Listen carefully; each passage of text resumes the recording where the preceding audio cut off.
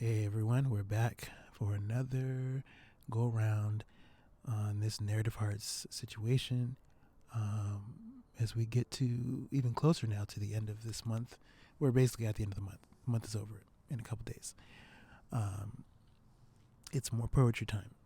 I'm just going to hit all the poetry beats right up until the last day. That's what I'm planning now. So it's more poetry situations. I had some stuff. I was in a today. I'm sitting outside right now. It's a nice evening. It's still very light out. It's not cold. It's not warm, but it's nice. It's right in the middle somewhere. But I'm okay. I think it's nice enough for me to be out here and read some stuff. So today was an interesting day. I woke up in a bit of a funk this morning, and I sort of was in and out of that space, grappling, with just another day of, concern and sort of self criticism and really thinking deeply about myself and how I want to move in relation to people around me. Got to do some writing today. I thought I was going to share some pieces from today's session. I'm not sure yet. I'm on the fence about that. I got to do some work on the book today, some transcribing on one of the novels, which was good. I had to do some work stuff and some job stuff, job applications and things like that. So I don't know that I really came all the way out of the funk, but it feels nice to be sitting here holding a stack of poems and things that I'm considering to read right now. So I have a piece on top. It was fairly recent, from probably a few weeks ago, a month ago, that I'm going to share. That is a happier time. It brings up memories of a happy time, a different time than now. And so I'll read it and then I'll talk a bit about it. So this piece is called A Note to a Queen. Celebrating nuptials and a birthday in the span of days. I see the pictures from the happy day and the energy feels warm. Correct. I think of all you've been through, the different suitors who became partners, some fathers to your children, and now you found one who feels just right. But none of them have what I have, what we share. In my head, in my heart, the deepest parts of myself holds a memory of the night we ruled our class as king and queen. You took my hand, clasped fingers through mine, and my knees buckled. I think, guided by my other hand, your waist. You guided my hand to your waist, and we led each other into and through the dance. It must have only been a few minutes long, but my goodness, what worlds were traversed in that time. In that short time, we belonged to no one but each other, bound to one another as the music moved us. If I think hard enough, I can feel your kiss on my cheek as we separated. A dream I would never have dared to hope to dream. It was even better than it might have been if the night went how I originally intended. Spurned by one I asked to that dance. I'll think about it and I'll let you know before, she said. I saw her there with another. Stung, I didn't know that you would emerge from the shadows, and along with me, lead me to easing the sting. You still ease the stings. Whenever I think on you, my queen, forever.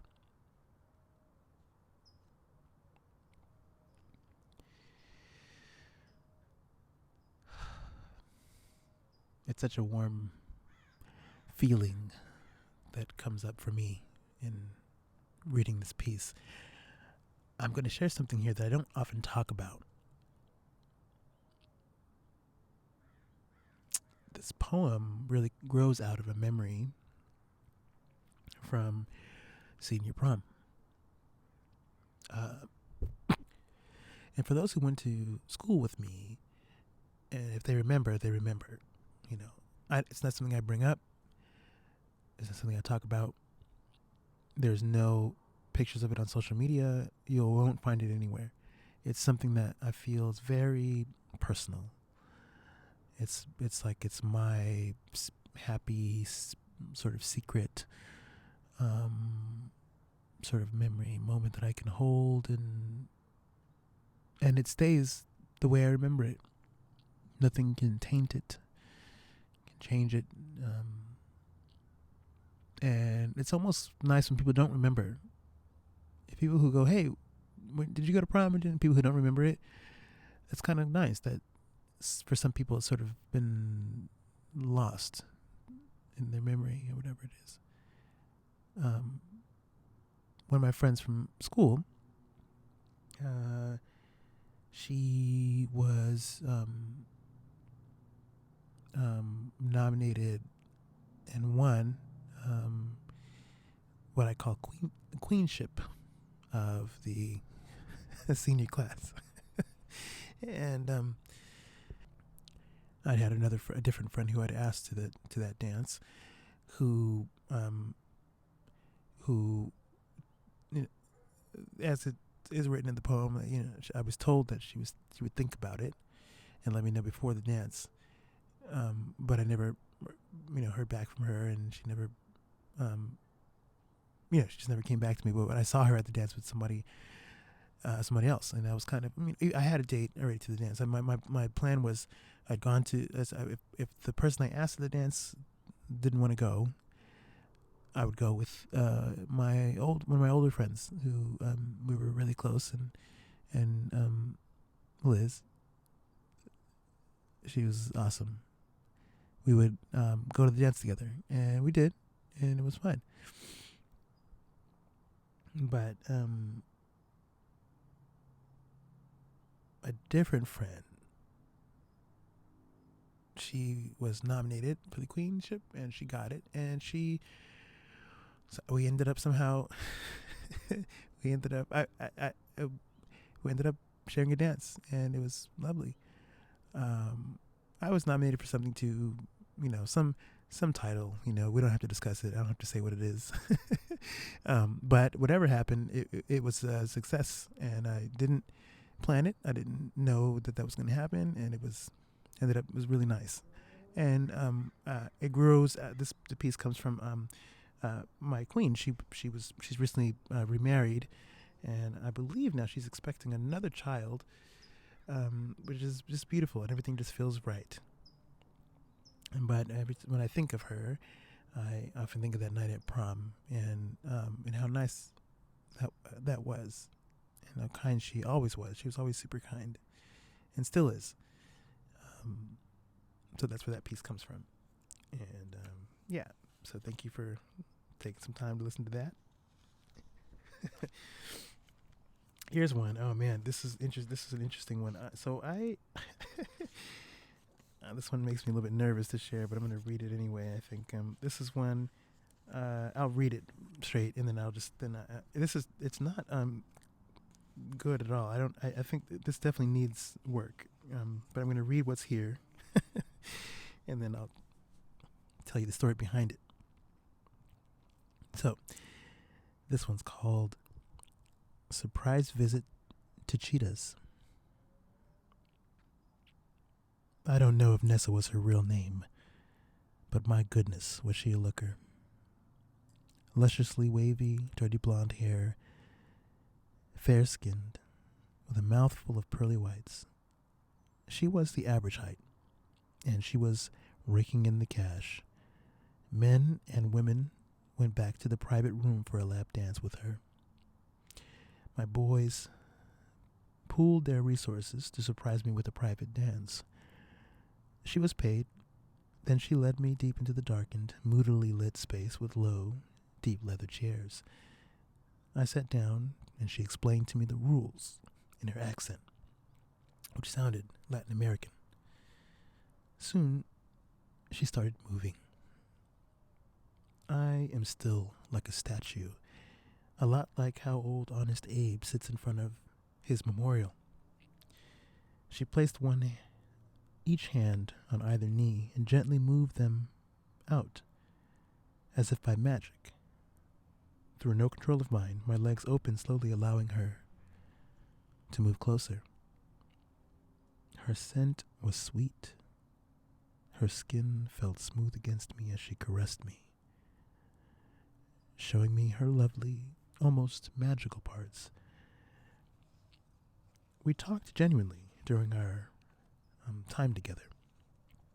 I asked her questions, interested in learning a bit about her. She had been in the States for several months, but was enjoying herself. She danced some more, touching me, straddling me, rubbing against me.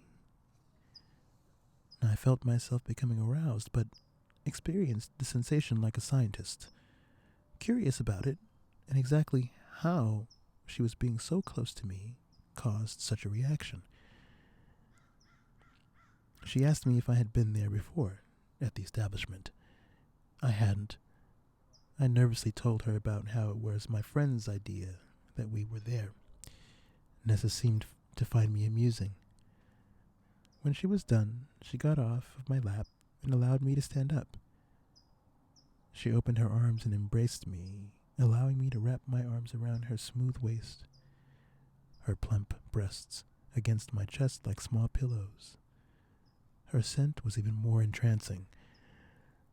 She led me to the outside of the private area and back to my friends, where they acted like it was my first rodeo.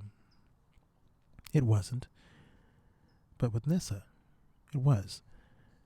One of them paid next for Nessa to take them, but not before she made it known how sweet I was. I wasn't comfortable with that. It just made me more nervous. When my boy came back, he couldn't help but express how Nessa talked about me during her time with him. "What did you say to her, man? She really liked you," he laughed. I just talked to her like a person, the lovely person she was. That was the only dance I needed. Other offers came, of course, some from Soul Sisters, but I was full from Nessa. Plus, I hadn't real money for another dance like that, which I felt badly about. But ultimately, what an experience.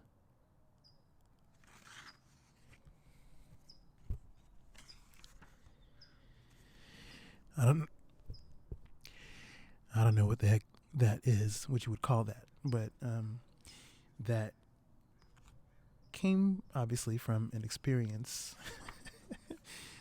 My friends took me to this place called Cheetahs in Santa Clara, I think somewhere, for my birthday. It was a late birthday gift. I thought we were going to go out to eat, so I was quite hungry, but they wouldn't tell me where we were going. So they drove us. We drove out and arrived at some place I didn't know. And I was like, oh, okay, what's this place? Oh, it's a gentleman's club or a strip club type thing. So I was quite surprised that we went there. It was fun, and it was, got to be there with the boys and stuff. And, the three of us, we grew up together. We all went to middle school together. Well, one of them I'd known since elementary school. And the other guy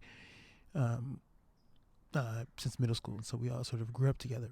And so it was nice to sort of be there with them and share the experience with them. And because, we don't have a lot of moments like that. We didn't really have spaces where we just got all together, the three of us, too much, or we got to go just hang out.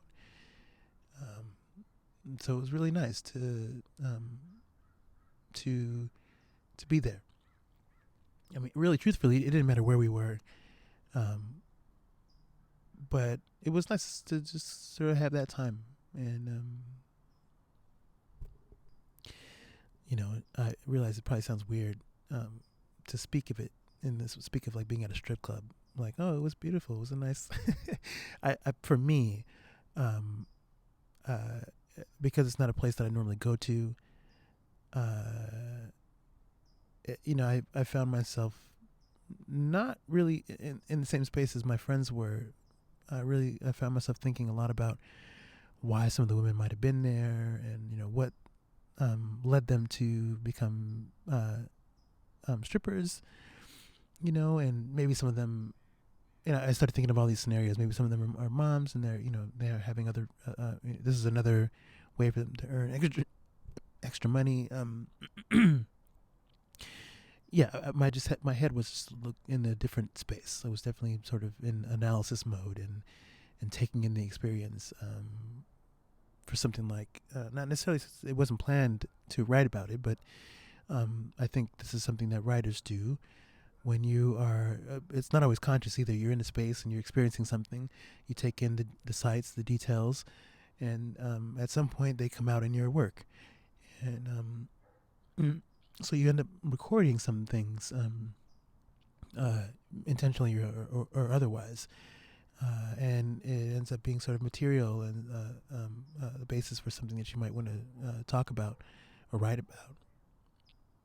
And this was such an experience. I found myself, I was a little worried. I was a little nervous once I realized we were at a strip club. Because, with some people, you have to understand, particularly if there's trauma around, sexual stuff or sexy things, how experiences like that could be triggers, and not happy ones, like negative triggers. And being someone who's experienced different types of trauma in that area, I was surprised that I was not as that the experience didn't mess me up as I thought it was going to. It ended up being a fairly regular experience. You get a lap dance, and regular in terms of like that. Were it not a lap dance and I was talking to her in a different context, it might have been just like that. The only difference was that it was you got a lap dance, but it was really, you had a regular conversation, which I'm not sure happens often at strip clubs with strippers and things like that. Maybe it does. It feels rare to me. I know that night for sure. I would look over and watch and see the dances taking place in the room or in the booth area. You can see from where we were, where our seats were, and did not look like there was a lot of talking. Frankly, people were just really focused on Nessa, doing the work, and she was professional. She was working. She was just professional. Like, no, there was no talking. But it was nice that I got to talk to her. Like, I got to actually, while she was working. It was interesting it's an interesting space. You get to have a conversation with someone, like a real conversation about what their interests were, what they like, and, different things like that, like regular stuff, like mundane, normal conversation. The context is just a little bit different. So, interesting stuff. And something about it compelled me to write about it in this instance here. So that's what happened. That's what came up, and that was the poem about that surprise visit to a place called Cheetahs, because it definitely was a surprise. I was not ready for that. Didn't know what was going on. But so here I have another poem. This one is from the master's thesis, Heart of a Hero. This is an interesting one. Well, I keep using the word interesting. I've got to get my vocabulary right because I can't. Trying to figure out how to talk about stuff. But it's yesterday's episode, I read a piece from Gary Jackson where he used a quote or something from the Incredible Hulk as a lead into his piece, Cry Uncle. This piece is particularly feels fitting because this piece does the same thing. So this piece is called The Last Stand. It begins with a quote. When the air is still and the night is fallen, there's only one question you must answer. Who will you stand with? Eric Lensher, Magneto. Dad comes home well after midnight, his voice booming, speech slightly slurred. Tonight, about how the white man is trying to get over on the brothers. Don't trust these white motherfuckers, Dad said. Don't trust them. Stopped by 6 police officers, convinced his blackness was his offense. He must vent to anyone who'd listen. I'm awake. He enters my bedroom, one which belonged to my older sister. Their battles played out like a TV serial. On this night, sister has moved out. I am the preferable silent soundboard. Blankets covering my face. I fake deep sleep, poking me awake. No time is wasted in the hours-long talk that would go off on several tangents, like the mad scientist who tells the hero about his diabolical plan, only to lose track of the reason he put the plan in place to begin with, buying the hero time to defeat him. The thunderous conversation Dad is having, with himself mostly, awakens Mom. My time had been paid for, my prayer answered. They argue loudly about the hour it is, and Mom protecting me from being a man. If we separated tonight, which one would you pick to stay with? He asked me. Who will you stand with? Mother, father, Mom or Dad? Once united so fiercely, the world was theirs. Tonight, they stand divided like arch-rival soldiers on a battlefield.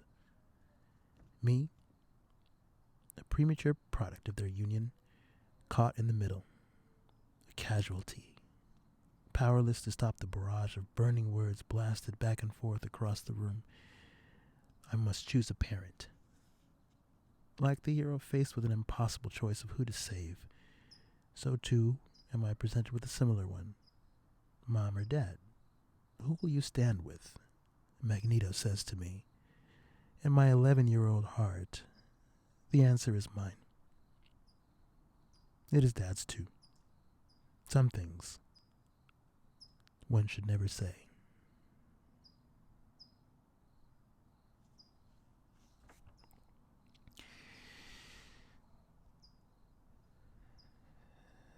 This piece is obviously very personal. I grew up in a household where there was some challenging times, to say the least. There were a lot of nights my parents argued, and I felt like, I was, in the middle, having to choose stuff often. I can't speak for my siblings, but I can speak for myself for sure. This piece, it starts with the quote. Some of you might know it's kind of a deep cut. It's a play on the it comes from X-Men: The Last Stand, so the third X-Men movie. Magneto asks this question to the mutants before the third act, final battle and stuff. And the title, The Last Stand, obviously is a reference to that film, The Last Stand. And the mutants were preparing to make their last stand before the war. or the last stand of the war, or whatever, the fight. So it was an interesting way in, because once that quote hit me, I remember when I was writing it, or before I started writing it, when the quote hit me, I was like, oh, this is exactly that question. Who will you stand with? Is poignant. It was important because, like I said, a lot of times I felt like I had to answer directly, or feel like I had to choose mom or dad, and when they fought, and as someone who's just will do anything to achieve peace, maintain peace in whatever situation. Definitely a peacemaker in the family, and that's one of the roles I occupy and continue to occupy in life, in all of my relationships with people. So to be a peacemaker and be faced with a choice like that, it's torture. All you really want to do is just go to sleep. First of all, it's 2 a.m. It's whatever. It's super late. You got to go to school the next day, and your dad's drunk, and he's coming in yelling and screaming and stuff. And then mom wakes up, and then there's an argument there, and now everybody's up. We're all awake. It's just that there was a point in time where there were a lot of nights like that, and so this piece comes from that. Obviously, there's a lot of stuff.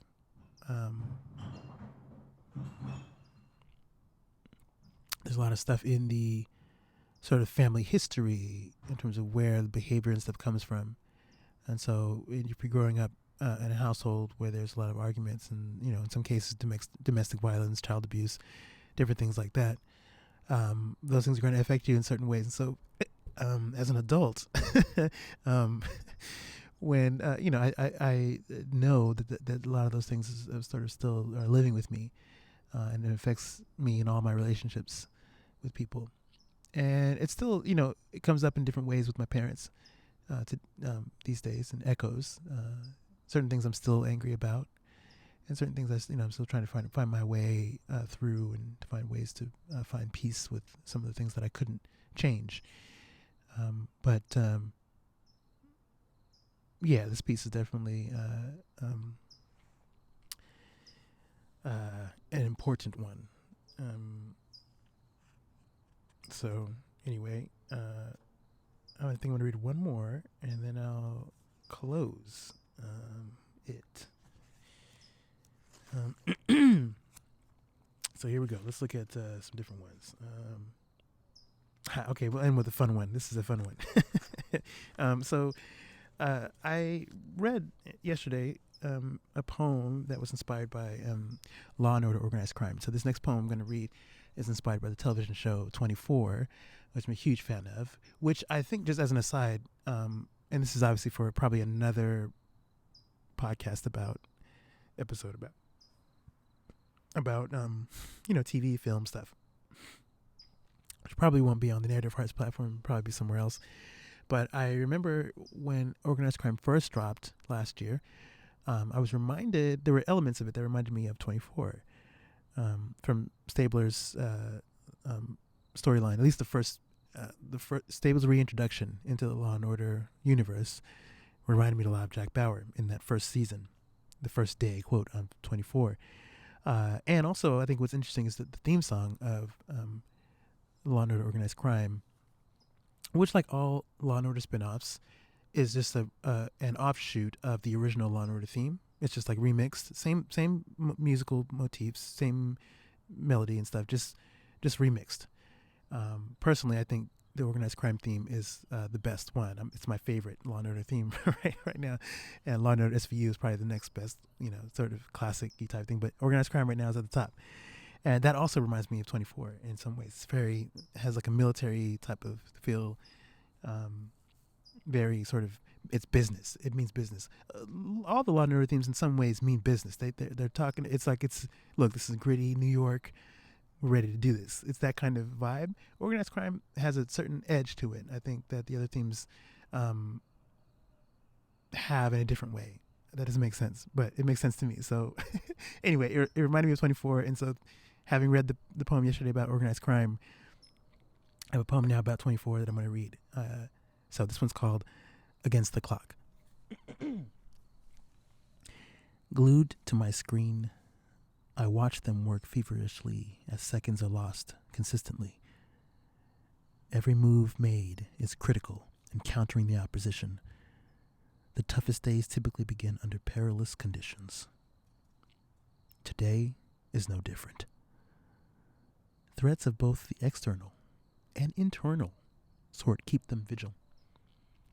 And trust is vital. They trust Bauer to do what is necessary, what no one else can or will do.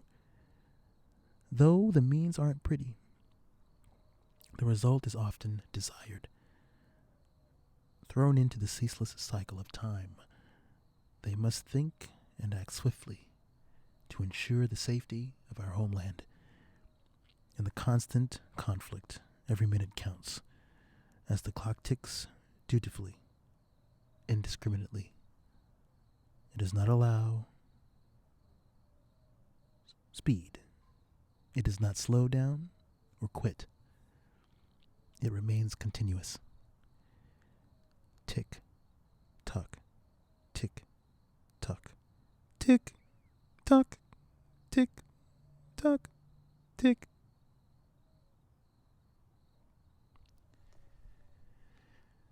Sorry, I had to do that last bit. But that's in my head when I wrote the last lines.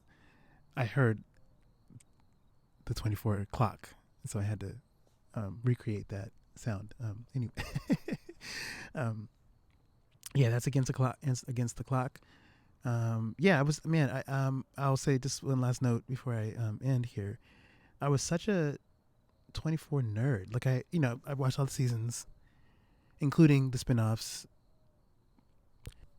and the limited release, the limited series, the last appearance of Jack Bauer. Watched that. Huge fan. So during my time at graduate school, as I was beginning to work on pieces for this thesis project, I was watching so many episodes sort of back to back. And different lyrical things were coming to me, poetry type things were coming to me about the show. Like how time is just this thing, it's this thing constantly ticking in the background as Jack Bauer and the team, CTU, they're all trying to solve the case and save the world, essentially, while the clock is doing what it's doing. That's not stopping no matter what. Time is so integral to the show. Yeah, it's a gimmick, right? And it gets sort of like you know the formula after a while, but it's never not exciting. And it's something about, but also more deeply, something about that was I was so moved by Jack Bauer. He's a tragic hero, man. He's got so much stuff going on, and he's always making the most difficult decisions, sacrificing a lot to get the job done. And you just you feel for the guy. And I think a lot of this is just there were other poems sort of in that. That was not this one. This one, Against the Clock, was just more about sort of the general vibe of what it's like being, a nameless, faceless worker at CTU. And sort of being an audience member watching the show, because as an audience member, you have to watch things happen. You do your work, you watch things happen, and you just hope everything goes well for Jack. And if you're working for CTU, so part of this too, the piece was about getting into the headspace of someone who works at CTU, which is a lot of scenes at CTU. So you see a lot of stuff going on. So as an audience member, you also feel like you're at CTU with them, trying to helping people figure out the codes they need to get to crack, to open the safe, or do whatever they need to do to get it to, to make sure the bombs are located properly so that people don't die. That's what you hope for. Anyway, 24 fan all day. That's what this is about. And yeah, it's getting dark out here now. Crickets are out in full force. I don't know if you can hear them, but they're quite chatty tonight. So it's getting ready to be time to go in and probably eat something, have some dinner, call it a night. But anyway, if you've made it this far, thank you for listening again. And I'll be back again tomorrow at some point, probably even the morning. I've got a busy day tomorrow. to do one last poetry share before April is done. So thank you for your time, and be well, and hope you all have a nice evening or afternoon if you happen to be listening to this during the afternoon. And yeah, I'll see you guys later. All right, bye-bye.